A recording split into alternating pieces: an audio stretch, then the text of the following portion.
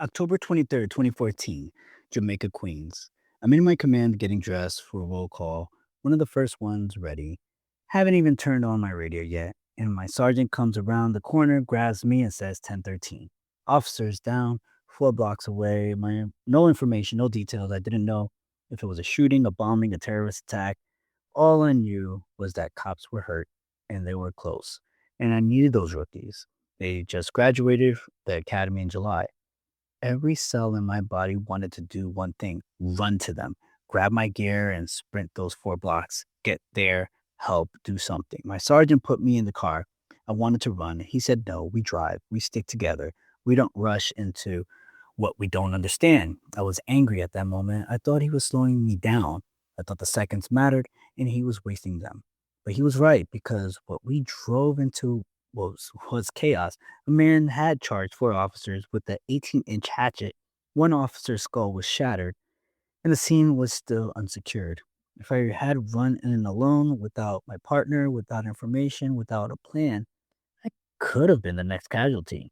Or I could have been made a split second decision that hurt someone who didn't deserve it. 5 words, that's all it took. Slow is smooth, smooth is fast. My sergeant didn't say those exact words in that moment, he just lived them. But the phrase, which I first learned in the Army and heard echoed by every senior NYPD officer who'd seen combat, has been the single most important principle of my entire life. And over the past 7 weeks, I've been teaching you, hopefully, different versions of it without you even realizing it. The CLEAR protocol. In my previous episode, Your Feed is Lying to You: Critical Thinking During the Iran Crisis, which aired on March 11th, 2026, slow and smooth. The Hold protocol in the episode about money, slow and smooth. The radar method in the episode regarding manipulation, slow and smooth. The shift method, an episode on how to change people's mind, slow and smooth. Every single framework in this series is a different way of expressing one idea. The first person to react is usually the first person to make a devastating mistake. Today, in this set of series finale, I'm going to show you how this one principle, the 24-hour rule, ties together everything we've built. And I'm going to make the case that it might be the most important skill you ever developed. I'm Mike Aponte, also known as M.A. Aponte, and this is Thinking to Think.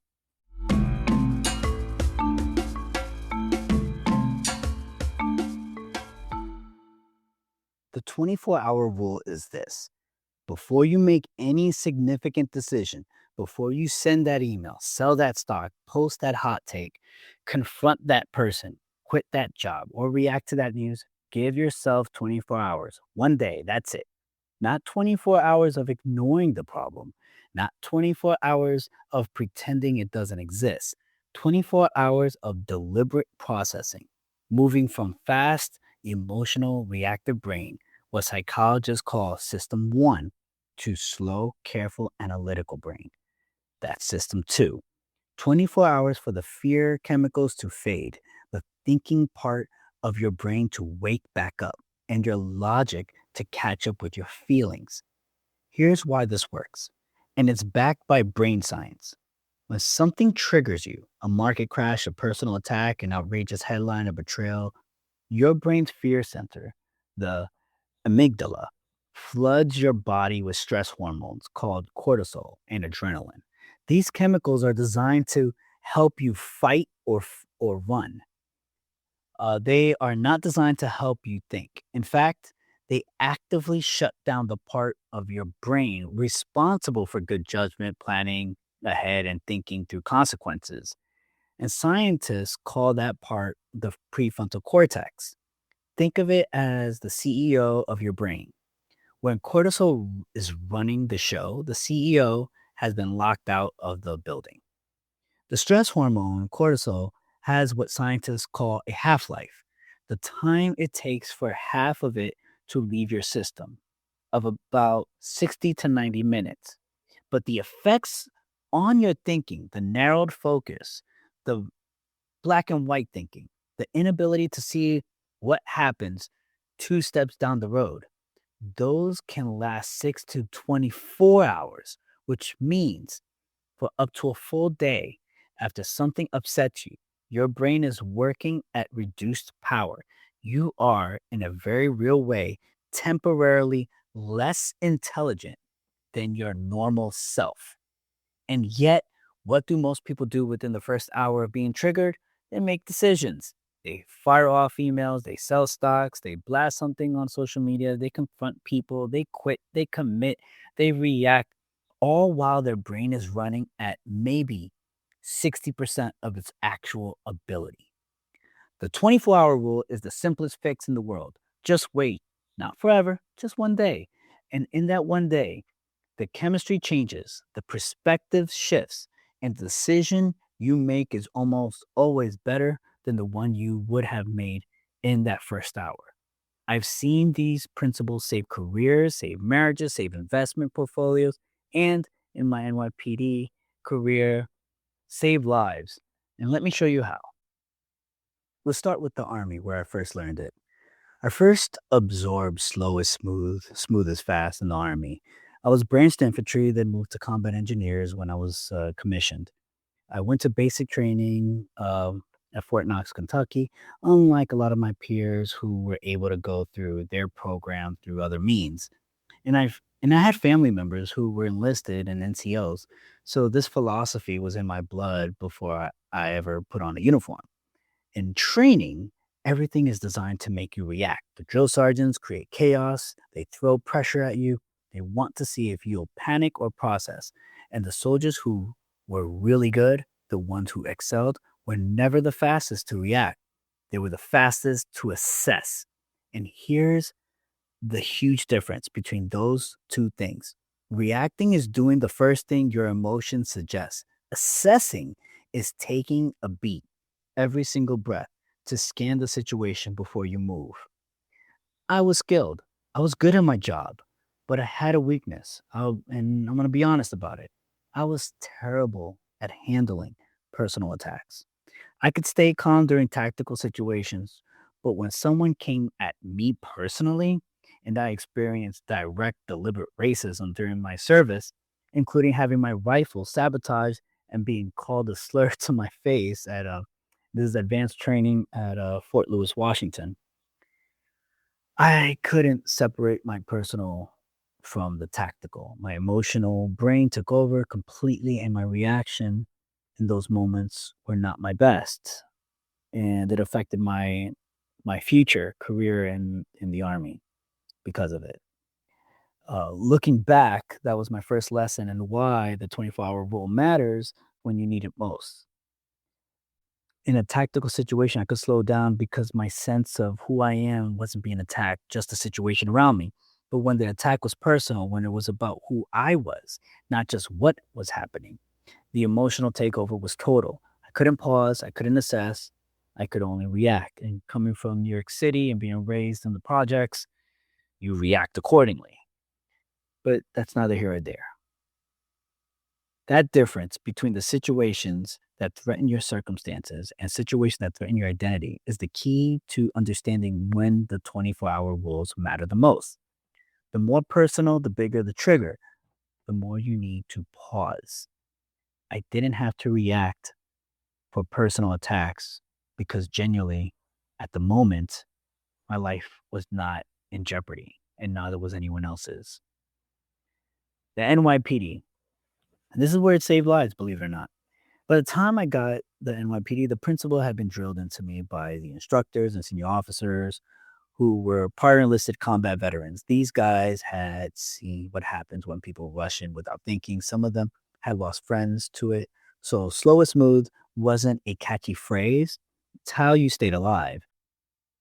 On October 23rd, 2014, when the 1013 came in and my sergeant put me in the vehicle, he was using what I call the 24-second rule, the compressed version for the situation where lives are actually on the line. Not 24 hours, but the same idea. Create a gap between what just happened and what you about to do next. Even 10 seconds of scanning the scene before you move can mean the difference between saving someone and becoming a casualty yourself. But here's where I failed the rule. After Detective Ramos and Lou were killed 2 months later, I didn't take 24 hours. I didn't take 24 minutes. The fear and the rage hit me, and I let them drive for weeks. I became aggressive towards civilians, asking me questions or, you know, approaching me. I stopped trusting anyone not wearing the uniform. I treated everyone as a potential threat. If I had followed my own training, if I had recognized that my emotion had hijacked my brain and given myself time to process, I would have responded differently, better, more like the officer I wanted to be. And eventually I came back too. This is why I have an amazing record. But that's besides the point. The lesson I carry from that time, the 24-hour rule, is hardest to follow when you need it most, when the trigger is intense, when the emotion is overwhelming, when every instinct screams, act now. That's exactly when the pause matters most. And that's exactly when you're most likely to skip it. Merrill Lynch, where it saved fortunes. At Merrill Lynch, the 24-hour rule was the backbone of how I managed my clients. When the market dropped, when the client called in panic, when the news was screaming disaster, the first thing I did was slow the conversation down. I told you in the episode regarding money about the client who panicked sold his entire portfolio. What I didn't tell you is that before that happened, I had already saved a dozen other clients from that exact same mistake using this exact same approach. Let's not make any decisions today. Let's talk again tomorrow. I want you to sleep on this. Every time, the client who waited 24 hours made a better decision than the one they would have made in the heat of the moment. Some still choose to sell, but they sold with a plan at a reasonable price instead of panic selling at the absolute worst moment. The 24-hour gap didn't change what was happening in the market, it changed the brain that was processing the market. In finance, there's a concept called decision fatigue, the idea that the quality of your decision gets worse and worse the more decisions you make under stress like a battery draining. The 24-hour rule recharges that battery.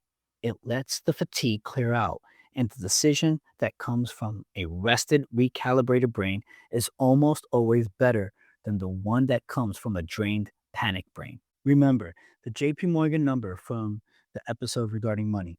Missing just the 10 best days in the market over 20 years cuts your total returns by more than half. And those best days almost always show up right after the worst days.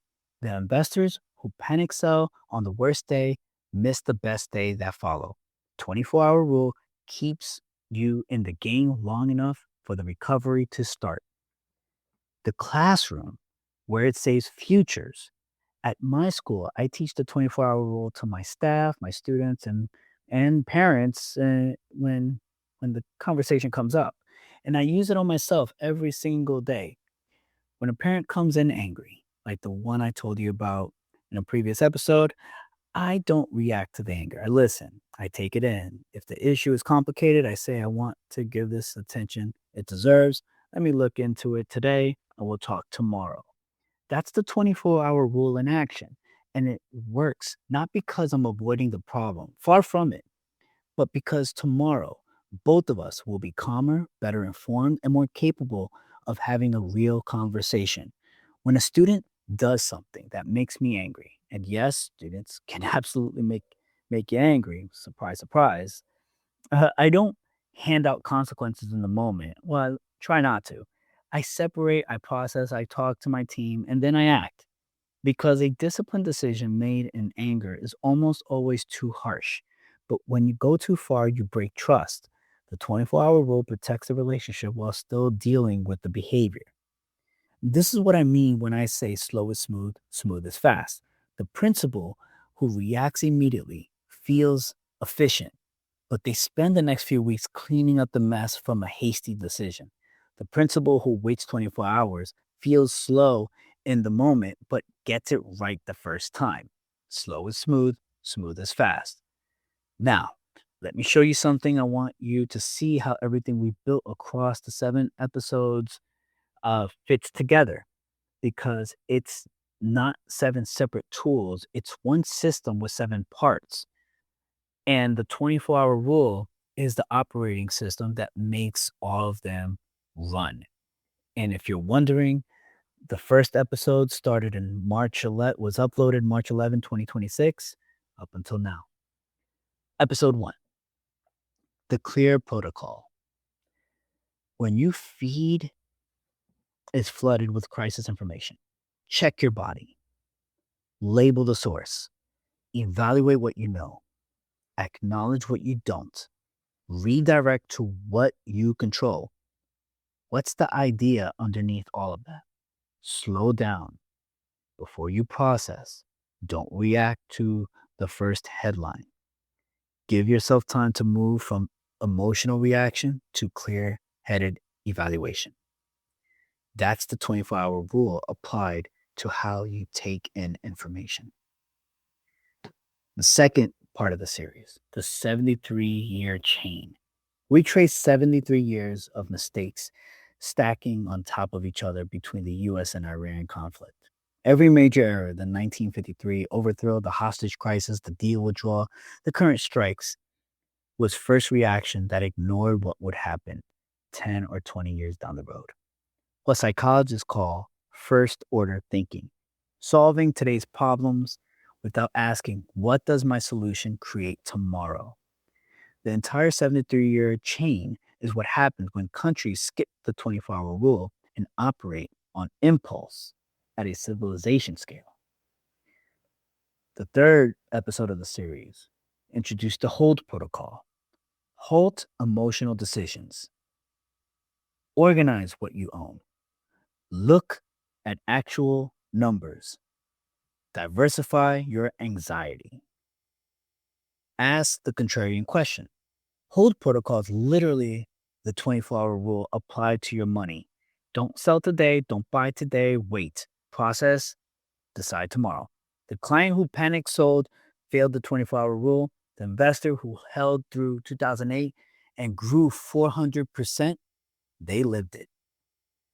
The fourth episode of the series, we introduced radar method, reciprocatory traps, authority exploitation, desperation, manufacturing, anchoring, reframing. The radar method catches manipulation. And the single most important question in the whole framework was, what happens if I wait 24 hours? If a manipulator needs you to decide right now, they're using fake urgency to stop you from thinking. 24-hour rule is your ultimate shield against every manipulation attempt because no real opportunity disappears because you slept on it. In the fifth episode of the series, we introduced the shift method. Seek to understand, that's S. Highlight common ground. Introduce through questions. Frame around their values. Test with small asks. The shift method requires patience, the willingness to listen before you talk, to understand before you persuade, to move slowly through a conversation instead of racing to your point. You can't shift someone in 30 seconds. It takes time. It takes letting someone own thinking develop over hours or days. That's slow, it's smooth, applied to how you talk to people. And then this previous episode, before this one, the tribe audit. Tribal thinking is fast. Your brain sorts people into us and them in a split second. The antidotes, treating your opinions as working guesses instead of an identity, badges, practicing both and thinking, building connections that cross team lines, all require deliberate effort. They require the pause. The 24-hour rule is what keeps you from being captured by the first team that fires up your emotions. When you wait a day before picking a side, you give yourself time to see the issues from multiple angles instead of just the one of your team is pushing. Do you see it? One principle, 7 uses. The clear protocol slows your information process. The whole protocol slows your money decisions. The radar method slows your response to manipulation. The shift method slows your conversations. The tribal audit slows your identity formation, and the 24-hour rule sits underneath all of them as the master operating system that makes every other tool work. Without the pause, none of them work. With the pause, all of them work.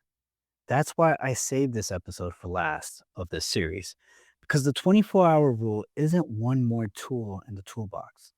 It's the hand that holds every tool. Now, I need to answer the obvious question. Are there times when you shouldn't wait 24 hours? Yes, absolutely. There are situations that genuinely need immediate attention. One, physical safety. Physical safety threats, yours or someone else's. If someone is in danger, act now. My sergeant didn't wait 24 hours to respond to that 1013. He compressed the principle down to seconds.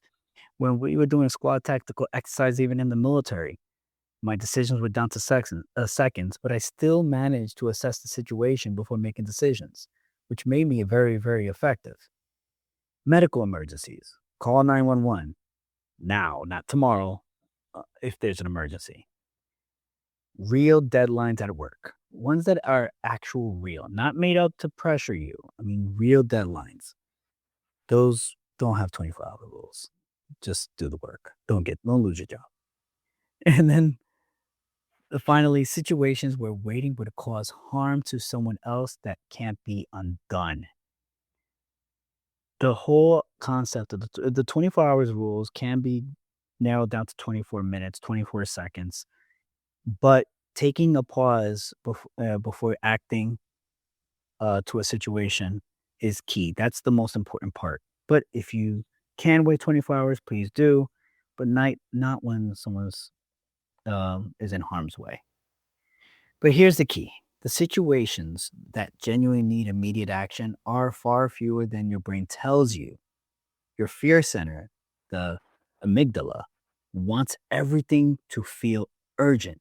That's its job, to create urgency so you act before a threat can become real. Back when our ancestors lived in open plains surrounded by predators, that instinct saved lives. In your world, it destroys investment accounts, relationships, and reputations. Here's the test. Ask yourself, if I wait 24 hours, will someone be physically hurt? And if the answer is no, probably wait. Will your investments collapse in 24 hours? Almost certainly not. Will your relationship end because you didn't respond to a text tonight? Probably not. Will the war be decided by your social media post? Definitely not. The 24-hour rule doesn't apply to emergencies, it applies to everything else. And everything else is where 95% of your worst decisions get made. I want to give you a specific plan you can start tonight. Not a theory, a practice. Every day for the next 30 days, I want you to catch yourself once in a moment where you're about to react and apply the 24-hour rule instead. It doesn't have to be a life-changing decision. It can be an email that made you angry. Write your reply, save it as a draft, send it tomorrow. Don't automatically send it tomorrow. Read it. A social media post you want to share, save it. Come back in 24 hours, see if you still want to post it. A conversation where someone said something that got under your skin. Say, let me think about that, and come back to it the next day. A purchase driven by emotion. Put it in your cart, close the page, check tomorrow if you still want it. A money impulse. Write down what you want to do. Sleep on it. Decide tomorrow. Keep your running count. At the end of 30 days, look at your list.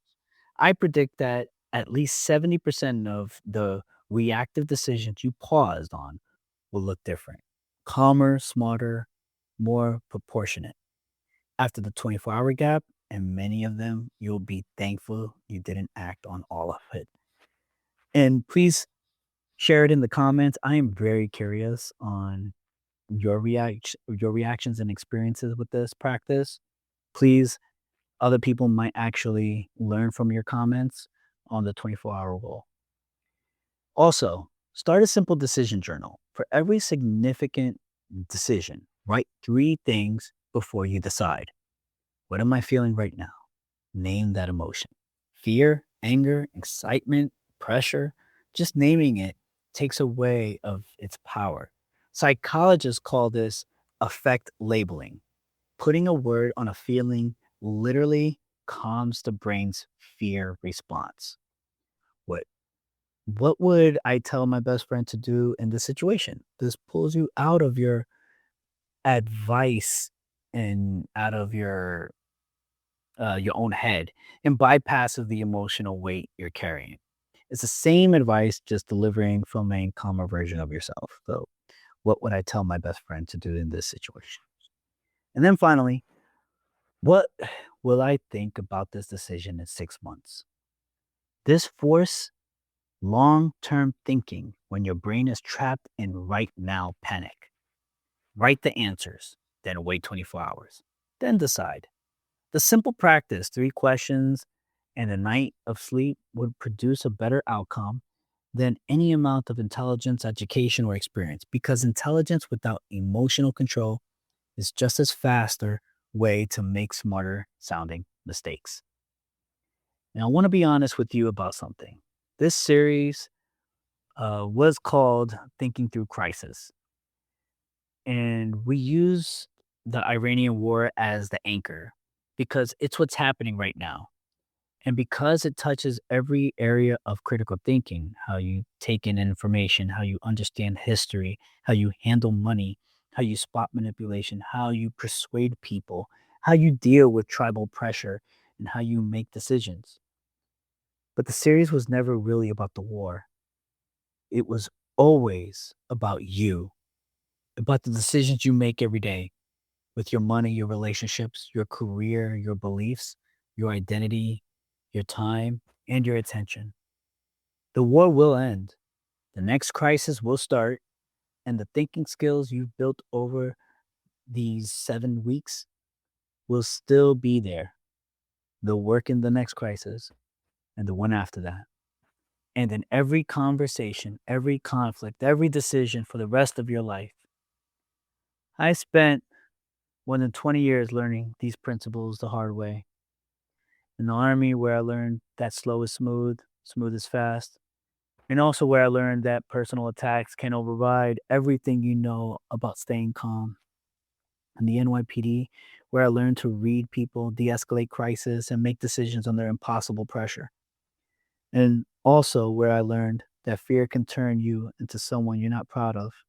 And Merrill Lynch, where I learned the biggest threat to your money is your own psychology. And also where I watched brilliant people destroy themselves by reacting instead of thinking. And now at my charter school, where I learn every single day from young people who haven't been taught to be afraid of thinking for themselves. Here's what I want you to carry with you. When your feed is on fire, clear, check your body before you check your phone. When the headlines are screaming, ask what the story starts. Question the starting point. When your money is panicking, hold. Don't fear, make your financial decisions. Or don't let fear, I should say.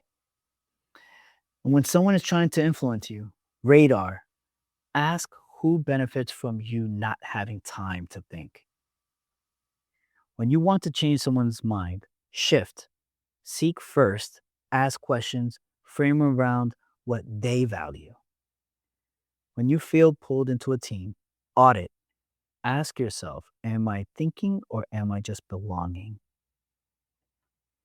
And when everything in you screams to react right now, give it 24 hours, just 24 hours. The decision will still be there tomorrow, and you'll be different. You'll be calmer, you'll be smarter, and you be you instead of the stress hormone. That's the system.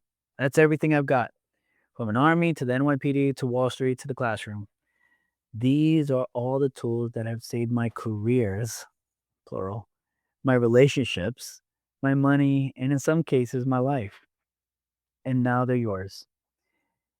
If this series meant something to you, if it changed how you process even one piece of information, make one financial decision, have one conversation, or think about one issue, I have three asks. First, share the series with one person who needs it, not on social media, person to person. A text, a DM. Listen to this. It changed how I think. That's how real change spreads, not through algorithms, but through relationships. Second, you can join the community.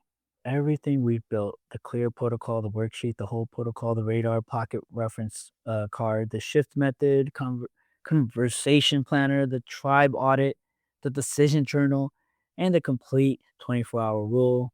It's all available in my Substack at maaponte.substack.com. That's maaponte.substack.com. Link is in the description. Free subscribers get the core worksheets.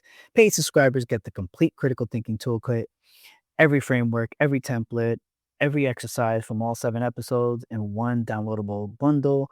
I also post regularly essays that expand further on the podcast, as well as my podcast notes. Um, everything. Every exercise from all 7 episodes in one downloadable bundle is $10 a month, less than your coffee habit, and it will save you from decisions that cost you thousands, if not millions. Third, if you want to go all the way, if you want to build this skill permanently from the ground up with structured lessons and exercises, I am creating a Udemy course. In order for you to be in the know, you got to sign up for my free Substack. That's when I'll make the announcements when it's fully available. I'm also will be creating a school community that's coming soon. But also, if you want consulting or advisory from me directly, you can go to the link below. My consulting advisory site is maaponte.com. Um, Everything is there, all the information.